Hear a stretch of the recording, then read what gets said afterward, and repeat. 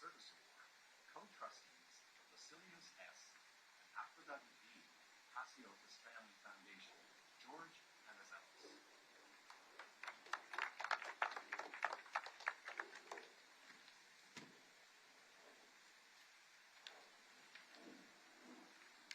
Ladies and gentlemen, good afternoon. As a child, I knew Dr. George Hatsopoulos as George. Most of the thermoelectron kids did. George's company was like a family. We shared Easter and Christmas together and knew each other's parents and grandparents well. Despite what my children may think, I was not alive during World War II. I was told the story of George's efforts during the war by my dad, but not in enough detail to do it justice here. A biography was written by a friend of my dad's and George named Tom Widmer. He interviewed George and many of his colleagues, family, and friends to produce the work. I will read you an excerpt from it that describes the story in much better detail than I could. The book is titled George and Hatsopoulos, An American by Design. An early high-risk venture. Despite years of terror, murder, and starvation under German occupation, the people of Greece continued to believe in an eventual Allied victory that would liberate them from bondage. It is estimated that 1 in every 8 Greek citizens, 1 million victims, died between 1941 and 1945. Another 1 million people were homeless at the war's end. More than 1,300 villages and towns had been razed to the ground, both by the Germans and by communist insurgents seeking to take over Greece in the wake of Germany's withdrawal in the autumn of 1944. Upon occupying Greece in 1941, the Nazi authorities moved quickly to block all flow of information into the country. To accomplish this, they imposed a ban on radio receivers, except those that were locked to the frequency of local German propaganda stations. Anyone tampering with these sealed radios was subject to arrest and possible execution for subversive action against the occupation. Like most Greek households in Athens and other cities, the Hatsopoulos family had been forced to donate a portion of their home to provide quarters for German officers. 2 army lieutenants took over the living and dining rooms, thus squeezing George's family into the kitchen and 2 bedrooms. There was also a small basement space where George tinkered with various experiments to satisfy his growing curiosity about all things scientific.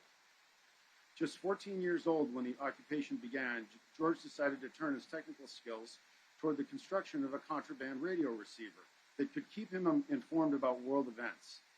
In particular, he wanted to listen to the powerful shortwave radio transmissions from the British Broadcasting Corporation in order to monitor the war's progress. George's clandestine basement project somehow managed to escape the notice of the Germans living upstairs, though his parents would have been horrified at the risk of reprisal if it had been discovered. A German officer did visit George's primitive workshop once, but he went away unconcerned about this seemingly harmless teenage hobby. Word of his radio building venture eventually reached members of the Greek resistance forces, and they approached him with a request to build a transmitter. George explained that only a low-power device would be feasible given the limitations of the available materials. Since his new customers were only looking for a system to work over a range of 10 to 20 miles in their mountain hideaways, they immediately agreed to buy one of his yet-to-be-proven transmitters. Successful operation of this unit led to the purchase by guerrilla fighters of 2 more of these transmitters prior to the German withdrawal in the autumn of 1944. George's wartime venture into radios provided early evidence of strong entrepreneurial instincts that would become the hallmark of his future business achievements. In studying the workings of vacuum tubes, George had observed how electrons were transported from a heated cathode to a cool anode, a phenomenon that Edison had described during his experiments with filaments for the electric light. In particular, George noted in his journal that small electrical currents continued to flow even when the voltage across the electrodes had been removed. He speculated that such thermionic emissions could provide the basis for an innovative process to generate electricity. Instead of boiling water to drive a steam turbine, one might simply boil electrons from a hot surface, thereby converting heat directly into electricity without the need for any moving parts. A decade later, George chose thermionics as the basis for his doctoral thesis at MIT. These studies would lead directly to his founding of the Thermoelectron Corporation in 1956. Thermoelectron, now Thermo Fisher, currently employs over 130,000 people and has a market value of over $400 billion. That's quite a legacy to be proud of. Our family feels strongly that George's actions during World War II and his subsequent contributions to society in America are well deserving of the Vasilios and Aphrodite Haseotes Service Award. Please accept this from us with thanks for his service to Greece and to America.